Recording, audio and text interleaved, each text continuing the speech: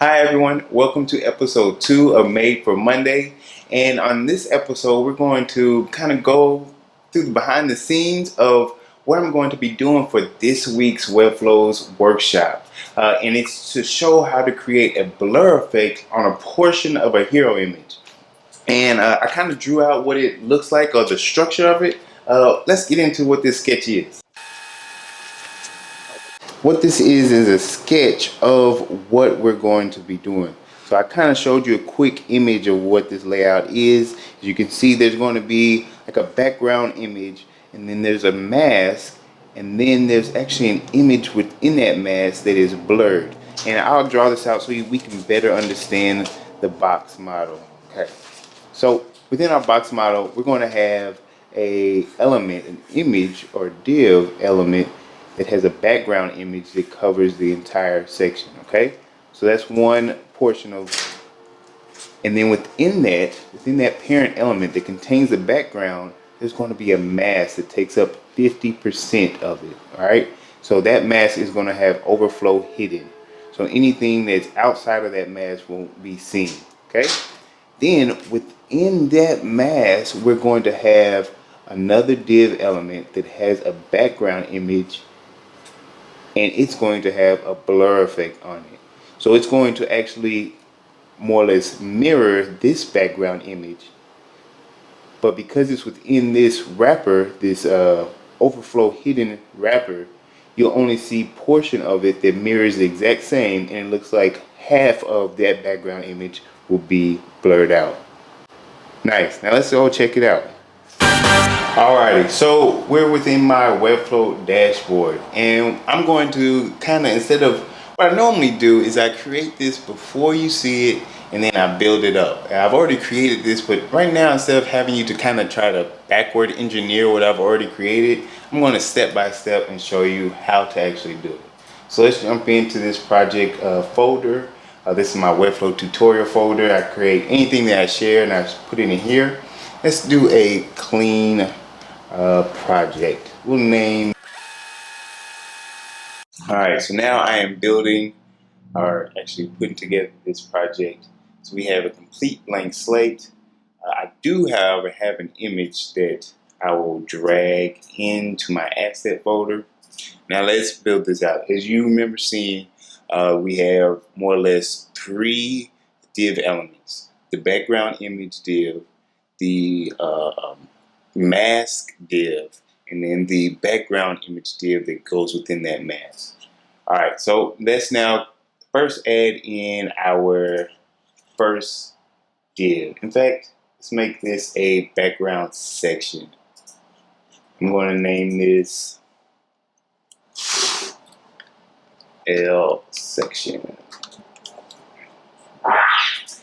And if you're wondering why I named it L section, I'm in the process of working on a BIM in Webflow article that kind of goes over naming conventions and things that have helped me make my designs and layouts more modular. And so hopefully this is helpful. If you are part of the Webflow community, you probably know that cross-site copy-paste is coming. And so this will make those type of things, like having an item within one website and transferring it over to another, not only easier, but also it help make your designs more like templates and more modular so that they're easier to maintain. So right now what you're seeing in this section, it's a width of 100 VW, or viewport width, and a height of 100 viewport height.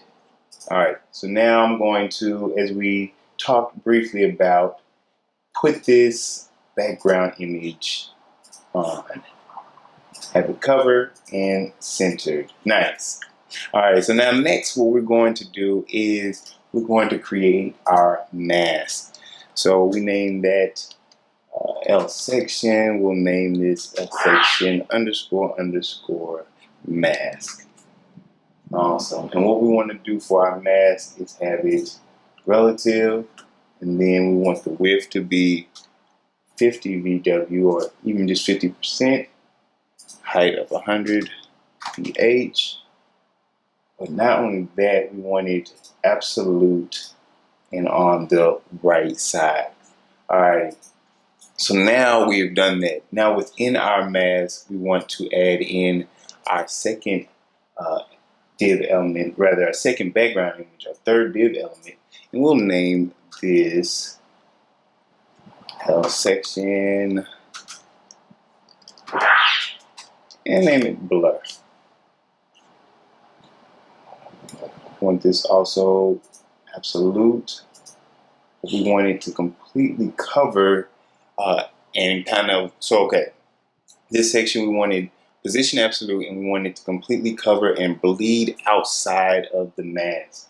And in order to do that, we have to do negative 100%. So now it's filled out the entire background. So then we add in our background image, same one, cover. Awesome. So one thing that we forgot to do. So now we need to go here in overflow hidden. Now watch this. When you add the blur effect onto this element here, if I can find it, there we are, filters. Only one half of that image is blurred. Pretty cool. Now, let's say, for instance, we want to add some text within here. I want to have it vertical.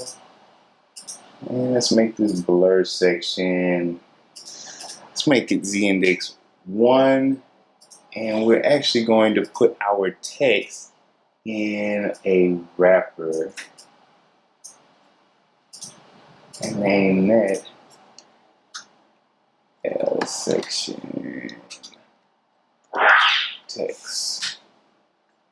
Just realizing I probably would have named these things something different, but oh well. All right, and let's change our color to white. So we got a heading. Let's add a subheading. Let's see here. We want this subheading to be quite small. Let's see here, like 0.7 rims. 1. Nice. Make it all caps. If I can spell correctly. Beautiful scenery.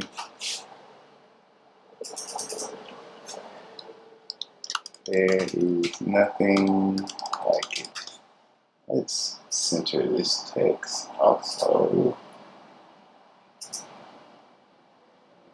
There we go. Center it. Alright. And let's just add a paragraph text below that just for good measure. Very nice. I'm glad this happened. Let's add some padding.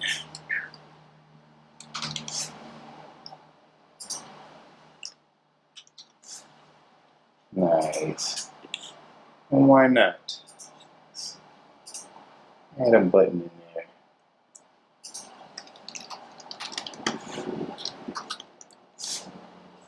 Let's see here. Got white text. And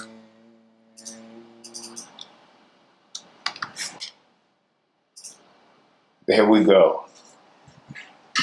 So that's how you create a blur effect over a background. Pretty cool. Hopefully you liked it. Now let's finish up our Made for Monday episode. Let's go. Alright, so we just finished our project and now I'm prepared for this upcoming week. I've already got my project ready. Actually, I still have a little bit more work to do on my BIM naming structure article that I'm writing. And if you saw, hopefully this article will provide some more insight and light to kind of create more modular elements within your Webflow project.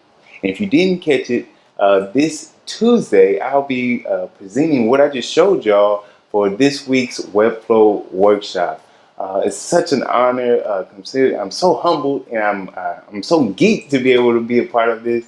And so please feel free to tune in on Tuesday. I'll be presenting this and showing y'all how to get this blur effect completed within your Webflow project. Hopefully today was fun and helpful. And if you have any questions, leave them in the comment section below. See ya.